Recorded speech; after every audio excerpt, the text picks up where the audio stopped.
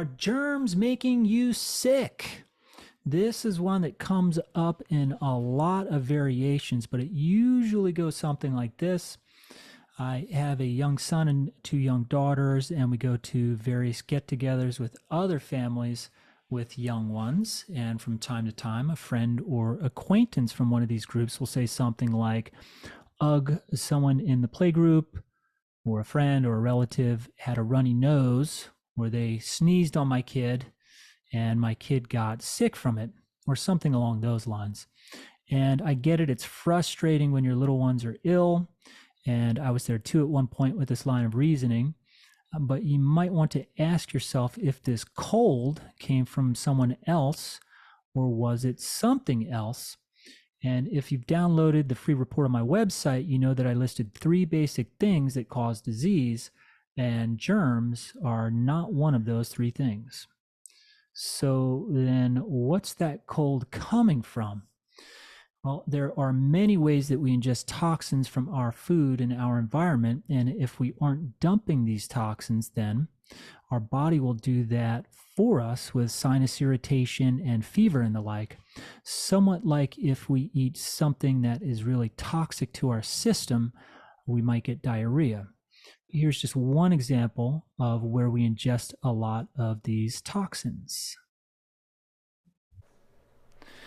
And so this is a before and after picture of the air filter for the AC vent in my house. And this is just after a couple of months of use.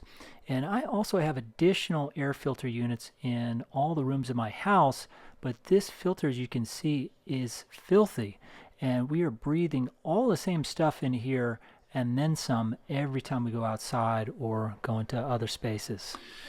And there have been some studies on this, and in our own breath, there can be over 250 distinct man-made chemicals in our out-breath each time we exhale.